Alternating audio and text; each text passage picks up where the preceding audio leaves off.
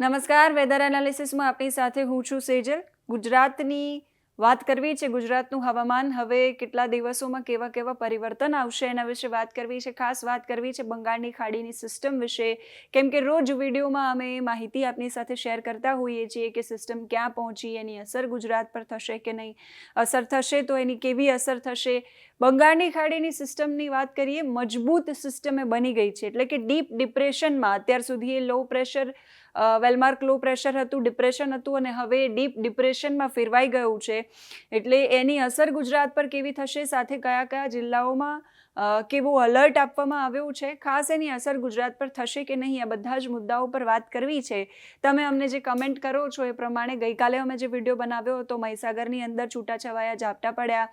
કોઈ એવું પણ કહ્યું હતું કે નકશાની અંદર તમે અમને તારીખો બતાવો અને વરસાદ ક્યારે રોકાશે અને વરાપ ક્યારે નીકળશે. તો આ બધા જ મુદ્દાઓ પર વાત કરીશું આજના વિડીયોની અંદર. શરૂઆત આપણે જે રીતે કરતા હોઈએ વિંડીથી એ રીતે કરીએ છીએ. અને સિસ્ટમ જે છે ડીપ ડિપ્રેશનમાં પરિવર્તિત થઈ ગઈ છે. એ સિસ્ટમનો ઘેરાવો તમે જોઈ શકો છો. આજે બધા વિસ્તારોની અંદર જ્યાં પણ તમારી નજર જાય છે, આ બધા જ વિસ્તારો છે. આટલો મોટો ઘેરાવો આ સિસ્ટમનો છે અને એ સિસ્ટમની આંખ અહીંયા છે. વાવાઝોડું તો નથી, પણ આ ખાલી માહિતી માટે કે એની આંખ અહીંયા છે, એટલે આ વિસ્તારની અંદર કોઈ અસર નહીં થાય. પણ ફરતી ફરતી આ રીતે એ ડીપ ડિપ્રેશનમાં બની છે. અને ડીપ ડિપ્રેશન હવે જે કિનારાના વિસ્તારો હોય, ઓડિશા, વિશાખાપટ્ટનમ, ભુવનેશ્વર, આ બધા વિસ્તારોની અંદર એની અસર છે એ જબરદસ્ત થઈ રહી છે. હૈદરાબાદ સુધી છે કે એની અસર છે એ થઈ રહી છે. એટલે બધા વિસ્તારોમાં વરસાદ છે એનું જોર વધ્યું છે.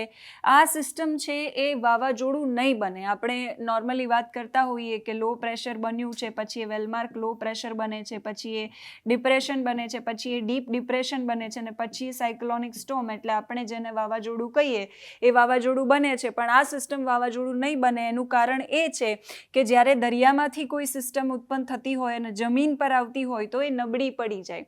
એટલે અત્યારે ડીપ ડિપ્રેશન છે, તો આવતીકાલ સુધીમાં એ ફરી ડિપ્રેશન, એટલે કે અત્યારે આ સ્ટેજમાં છે તો કાલે એક સ્ટેજ નીચે ઉતરશે, એટલે ડિપ્રેશન થઈ જશે. પછી એ વેલમાર્ક લો પ્રેશર, અને પછી ફરી લો પ્રેશર, અને પછી એ વિખેરાઈ જશે. એ રીતે એટલે જમીન પર સિસ્ટમ આવે છે તો જે દરિયાની અંદર એને જે દબાણ, ભેજ મળતું હોય, ગતિ મળતી હોય, બળ મળતું હોય, એ એને જમીન પર આવ્યા પછી નહીં મળે. એટલે એ સિસ્ટમ છે એ આગામી દિવસોની અંદર, એટલે આજે રાત સુધીમાં અથવા તો આવતીકાલ સવાર સુધીમાં એ ડીપ ડિપ્રેશન અત્યારે અહીંયા જે બન્યું છે એ આવતીકાલ સવાર સુધીમાં, આજ રાત સુધીમાં એ ફરી ડિપ્રેશન બની જશે. અને પછી એ વેલમાર્ક લો પ્રેશર, અને પછી વિખેરાઈ જશે. એટલે બંગાળની ખાડીની સિસ્ટમ મજબૂત બની છે. હવે વાત કરીએ કે ગુજરાત પર આવશે કે નહીં, એનો ટ્રેક શું કહી રહ્યો છે. તો હું હવામાન વિભાગે જે ટ્રેક આપ્યો છે એ પણ આપને બતાવીશ.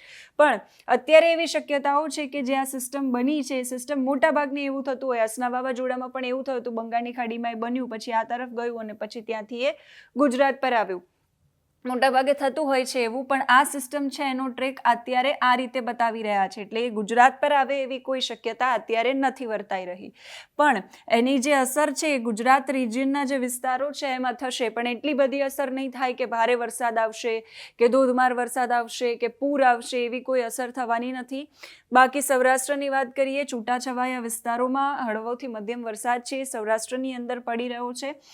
અને અમુક વિસ્તારોમાં ક્યાંક ભારે વરસાદની શક્યતા છે. જે રીતે તમે કમેન્ટ્સમાં અમને જણાવ્યું કે મહીસાગરમાં છૂટાછવાયા ઝાપટા પડી રહ્યા છે, એ રીતે હવામાન વિભાગે પણ આગાહી કરી છે. એટલે આ સિસ્ટમ છે એનો ટ્રેક અત્યારે આ રીતે છે. એટલે મધ્યપ્રદેશ, પશ્ચિમ મધ્યપ્રદેશમાંથી પસાર થઈ અને દિલ્હી આસપાસના જે વિસ્તારો છે એ તરફ એ જાય. અત્યારે એવો એનો ટ્રેક છે. આગળ જતાં જેમ આગળ વધશે એમ ખબર પડશે, એ અપડેટ્સ તમારા સુધી પહોંચાડતા રહીશું. વિંડી આજે કયા વિસ્તારોની અંદર વરસાદ દેખાડી રહી છે, તો વિંડી અમદાવાદ આસપાસના વિસ્તારોમાં, ગાંધીનગર આસપાસના વિસ્તારોમાં, ઉત્તર ગુજરાતમાં અમુક વિસ્તારોમાં વરસાદ છે દેખાડી રહી છે. કેમ કે રાજસ્થાન બાજુ જે મોન્સૂન ટ્રફ છે અહીંયા એ સક્રિય છે. દક્ષિણ ગુજરાતના અમુક વિસ્તારોમાં, સુરત છે, ડાંગ છે, દમણ છે, એ બધા વિસ્તારોમાં અત્યારે વરસાદ છે દેખાડી રહ્યા છે. આગળ વરસાદની પરિસ્થિતિ શું છે, વિંડી દેખાડી રહ્યું છે. જેમ જેમ સમય આગળ વધશે એમ એમ સુરત છે, અમદાવાદ છે, ગાંધીનગર છે, એ વિસ્તારોમાં છૂટાછવાયા સ્થળોએ વરસાદ છે એ દેખાડી રહ્યું છે. જામનગરમાં અમુક જગ્યાઓ પર વરસાદ, સુરેન્દ્રનગરમાં અમુક જગ્યાઓ પર, ગીર સોમનાથમાં અમુક જગ્યાઓ પર, અહીંયા ભાવનગર આસપાસના વિસ્તારોમાં પણ અમુક જગ્યાઓ પર છૂટાછવાયા સ્થળો પર વરસાદી ઝાપટા છે એ દેખાડી રહ્યા છે. પછી તમે જુઓ જેમ સમય આગળ જતો જશે એમાં સિસ્ટમ અહીંયા જે હતી એ હવે ધીમે ધીમે આગળ વધી રહી છે અને ધીમે ધીમે પછી આ તરફના વિસ્તારમાં જશે તો એની અસર ગુજરાત આસપાસના જે વિસ્તારો છે, ગુજરાત રિજિયનના જે જિલ્લાઓ છે એ જિલ્લાઓની અંદર થશે અને પછી એ સિસ્ટમ અત્યારે આમાં દેખાડી રહી છે કે ઉત્તર ભારતના જે રાજ્યો છે ત્યાં જશે. હવામાન વિભાગ શું કહી રહ્યું છે, હવામાન વિભાગની આગાહી શું કહી રહી છે, સેટેલાઇટ ઇમેજથી આપણે માહિતી મેળવતા હોઈએ છીએ. તમે જુઓ અત્યારે જે જગ્યામાં સિસ્ટમ છે એ સિસ્ટમ જ્યાં છે અહીંયા વધારે વરસાદ પડી રહ્યો છે એટલે ભુવનેશ્વર છે, વિશાખાપટ્ટનમ છે, હૈદરાબાદ છે, આ બધા જ વિસ્તારોના અંદર વાદળોનું મોટું ઝુંડ છે અને એ વિસ્તારોની અંદર એ પ્રમાણમાં વરસાદ છે એ પડી રહ્યો છે.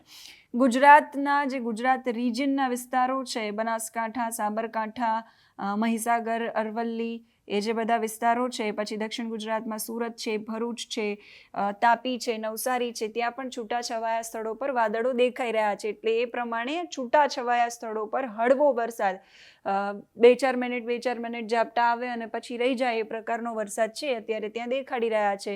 જેમ ટ્રેક આગળ વધશે એમ પછી આપણને ખબર પડશે કે કઈ રીતે ગુજરાત પર અસર કરશે, કયા જિલ્લાઓની અંદર અસર કરશે, સાયક્લોનનો ટ્રેક શું છે અને એની અત્યારે સ્પીડ શું છે. એની વાત કરીએ તો અત્યારે 55થી 65 કિલોમીટર પ્રતિ કલાકની ઝડપે ઝટકાના જે પવનો છે એ અત્યારે ફૂંકાઈ રહ્યા છે. ડીપ ડિપ્રેશન અત્યારે છે એટલે 55થી 65 કિલોમીટર પ્રતિ કલાકની ઝડપે એ પવનો ફૂંકાઈ રહ્યા છે. એ પવનો જેમ આગળ વધશે એટલે 75 કિલોમીટર પ્રતિ કલાકની ઝડપે પણ પવન ફૂંકાવાની શક્યતા છે. પણ એ ડિપ્રેશન બનશે, ડિપ્રેશન પછી એ ડીપ ડિપ્રેશનમાંથી ડિપ્રેશનમાં પરિવર્તિત થઈ જશે એટલે સિસ્ટમ છે એ સાવ નબળી પડી જશે અને એની અસર છે એ બહુ જ બધા વિસ્તારોની અંદર નહીં થાય. એનો જે ટ્રેક છે એના વિશે વાત કરીએ તો હવામાન વિભાગે સાયક્લોનનો ટ્રેક છે, સાયક્લોન ઇન્ફોર્મેશનનું જે એમનું ડિપાર્ટમેન્ટ છે એમાં એ માહિતી આપતા હોય છે. એમાં સાયક્લોનનો ટ્રેક છે એ કઈ રીતનું દેખાડી રહ્યા છે એના વિશે પણ વાત કરીએ. તો અત્યારે તમે જુઓ આ તરફની અત્યારે દેખાડી રહ્યું છે, અહીંયાથી એનું ઉદ્ભવ બિંદુ હતું, ત્યાર પછી એ ધીમે ધીમે આગળ વધી અને આ રીતે મધ્યપ્રદેશ સહિતના જે વિસ્તારો છે ત્યાં અહીંયા સુધી એ પહોંચી છે આ સિસ્ટમ અત્યારે. અને પછી એ ધીમે ધીમે આ વિસ્તારોની અંદર જાય એ પ્રકારની શક્યતા છે. એટલે ગુજરાત પર આવે એવી અત્યારે કોઈ શક્યતા નથી. આ સાયક્લોનનો ટ્રેક છે જે તમે જોઈ રહ્યા છો. તો બંગાળની ખાડીની અંદર આ સાયક્લોન ડીપ ડિપ્રેશન જે સિસ્ટમ બની હતી આ એનું સેન્ટર અત્યારે અહીંયા દેખાઈ રહ્યું છે.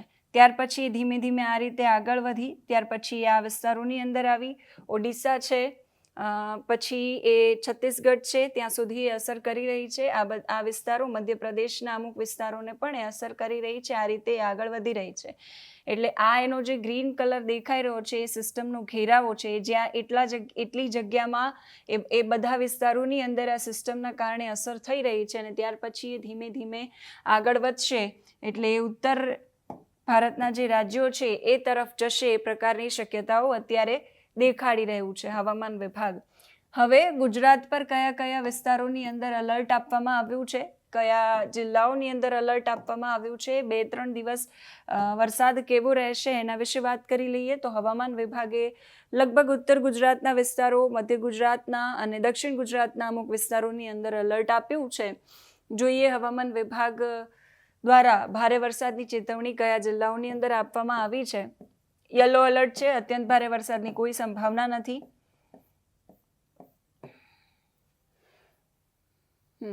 હવામાન વિભાગે સાબરકાંઠા, અરવલ્લી, મહીસાગર અને દાહોદ આ 4 જિલ્લાઓમાં આજે 9 તારીખે ભારે વરસાદનું અલર્ટ આપ્યું છે. એટલે સાબરકાંઠા, અરવલ્લી, મહીસાગર, દાહોદ આ 4 જિલ્લાઓની અંદર ભારે વરસાદની શક્યતા અત્યારે છે, એટલે છૂટાછવાયા સ્થળોએ ભારે વરસાદ છે એ પડી શકે છે.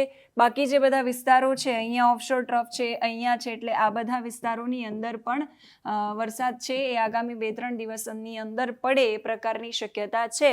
પણ એટલો બધો વરસાદ નહીં પડે, જે રીતે આપણે આગળ વાત કરી ઝાપટા પડે એવી શક્યતા છે. પણ આજે 4 જિલ્લા સાબરકાંઠા, અરવલ્લી, મહીસાગર અને દાહોદમાં હવામાન વિભાગે અલર્ટ જાહેર કર્યું છે આજના દિવસ માટે.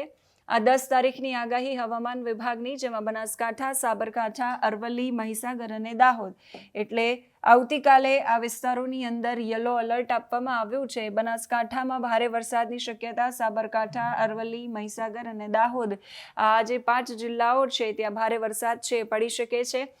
ભારે વરસાદ એટલે છૂટાછવાયા સ્થળો પર ભારે વરસાદ છે પડશે. 11 તારીખ માટે સાબરકાંઠા, અરવલ્લી, મહીસાગર, દાહોદ અને છોટાઉદેપુર, આ જે જિલ્લાઓ છે ત્યાં જ ભારે વરસાદની શક્યતા છે. ત્યાર પછીનું હવામાન વિભાગનું કોઈ અપડેટ નથી, એટલે 11 તારીખ સુધી હવામાન વિભાગે પૂર્વાનુમાન જાહેર કર્યું છે. ત્યાર પછી જેમ સિસ્ટમ આગળ વધશે એમ આઈડિયા આવતો જશે, કેમ કે લાંબા સમયની આગાહી કરવી એ સચોટ પણ નથી હોતી. એટલા માટે હવામાન વિભાગ પણ 11 તારીખ સુધીની અપડેટ આપે છે અને એ પ્રમાણે 11 તારીખ સુધી સાબરકાંઠા, અરવલ્લી, મહીસાગર, દાહોદ અને છોટાઉદેપુર, આ જે વિસ્તારો છે એ વિસ્તારોની અંદર વરસાદ પડશે. એટલે એ સિસ્ટમ જે છે એની અસર એ બધા વિસ્તારોની અંદર થશે. બાકી દેવભૂમિ દ્વારકા, પોરબંદર, જૂનાગઢ, ગીર સોમનાથ, અમરેલી, સુરેન્દ્રનગરનો અમુક વિસ્તાર, ભાવનગર, આ જે બધા વિસ્તારો છે ત્યાં છૂટાછવાયા સ્થળો પર હળવો વરસાદ પડે, જે વરસાદી ઝાપટા આપણે કહીએ છીએ એ પડે એવી શક્યતા છે. બાકી ભરૂચમાં, નર્મદામાં, સુરતમાં, તાપીમાં, ડાંગમાં અને વલસાડ, નવસારીમાં પણ, એટલે આ જે વિસ્તાર છે દક્ષિણ ગુજરાતનો, ત્યાં પણ છૂટાછવાયા સ્થળોએ આગામી 2 થી 3 દિવસ હળવા ઝાપટા પડે એ પ્રકારની શક્યતા હવામાન વિભાગે વ્યક્ત કરી છે. એટલે હાલ ગુજરાત પર બંગાળની ખાડીની જે સિસ્ટમ બની છે એ અત્યારે જે રીતે ટ્રેક સામે આવ્યો છે એ પ્રમાણે ગુજરાતમાંથી પસાર થાય અથવા ગુજરાતની નજીકથી પસાર થાય એવી કોઈ શક્યતા નથી.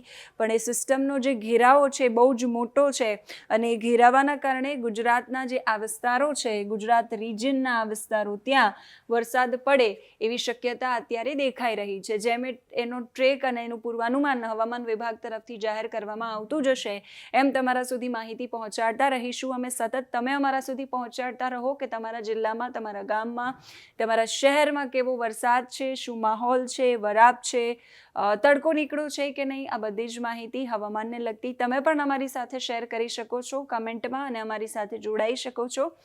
અત્યારે આ વિડીયોમાં બસ આટલું જ. હવામાનને લગતી તમામ અપડેટ્સ અમે તમારા સુધી પહોંચાડતા રહીશું. નમસ્કાર.